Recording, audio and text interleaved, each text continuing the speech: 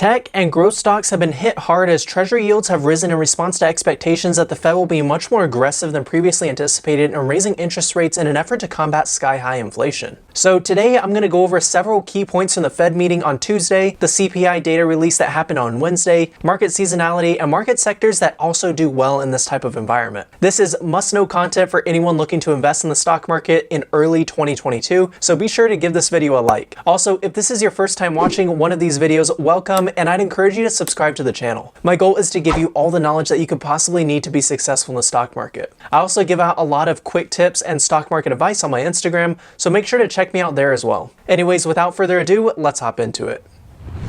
So to quickly recap what Powell said on Tuesday, he first was saying that they are not looking to actively sell their assets from their balance sheet. He was talking about how he would let securities simply run off their balance sheet once they have reached maturity, which indicated that there wouldn't be any selling of these securities or purchasing them from banks. Also, Cleveland Fed President Loretta Mester said that she would back a rate increase in March if the economic backdrop resembles current market conditions. Mester said she sees the Fed raising rates 3 times in 2022. George and Mester are both 2022 voting members of the Fed's policy-setting Federal Open Market Committee. Now, there is a chance that there are more than 3 rate increases this year. Deutsche Bank's economists expect 4 rate hikes in 2022, starting in March, which is roughly in line with the market's expectations. They also foresee the reduction of the Fed's more than $8 trillion balance sheet beginning in the third quarter, or after 2 rate hikes are delivered. Goldman Sachs economists also raised their forecast for 2022 rate hikes to 4 from 3. Now, just because the Fed said that there will be 3 rate hikes doesn't mean that they will stick with that. I mean, just months ago, they were saying that there might only be 1 rate hike at the end of 2022. So don't be surprised if there are more rate hikes. We know that the markets have already priced in inflation, but we could see markets fall further if there were more unexpected rate hikes.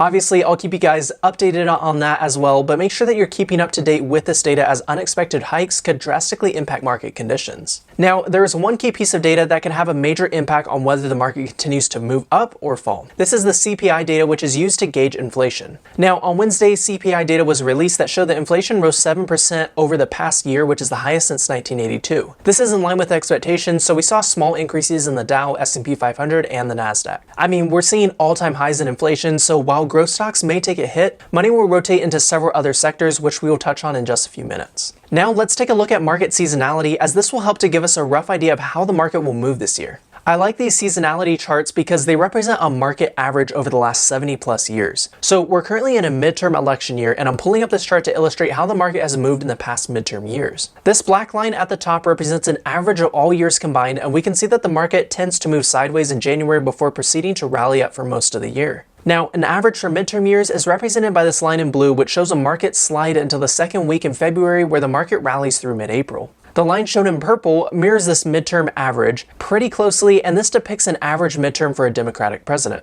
Now, the line that we'll be focusing on is the red one, as this is an average of the second year of new Democratic president. Here, we can see a lot of market choppiness through February, with markets rallying in March, dipping, and then rallying through the end of May. From then, we see a sharp market decline until July, with a brief period of recovery again before declining again. This reflects a negative 2.3% drop in the S&P 500 during the second year of a new Democratic president. If we see additional rate increases above what they have been already for this year, then we could see sectors such as energy, utilities, and financials do even better. They are the ones that usually outperform during rate increases. Now, we've seen the whole tech sector get pretty beaten up, and there's a big trend of people moving out of growth assets into more value assets. And this is something that is consistent with concerns about higher interest rates. Now, there are a lot of things coming up quickly this year that can affect the market. Global GDP is supposed to increase this year at 4.2%. Also, if we see some kind of trade agreements between China and the US, that could be huge for the economy. Midterm elections are coming up in the fall here in the US, and depending on which party has a majority, we could see the market rally as well. So that's my quick market update for you all. Now, if this content was at all helpful, don't hesitate to share this with friends or family. Also, if you haven't already, please be sure to drop a like and subscribe to the channel. I love teaching and seeing people understand investing concepts and actually make a profit when applying it. There are so many different facets to investing, and by bringing you the best content possible, you'll be able to learn how to make a profit from the endless possibilities that this market presents every single day. Anyways, thank you guys so much for watching this video all the way through, and I look forward to seeing you all on the next one.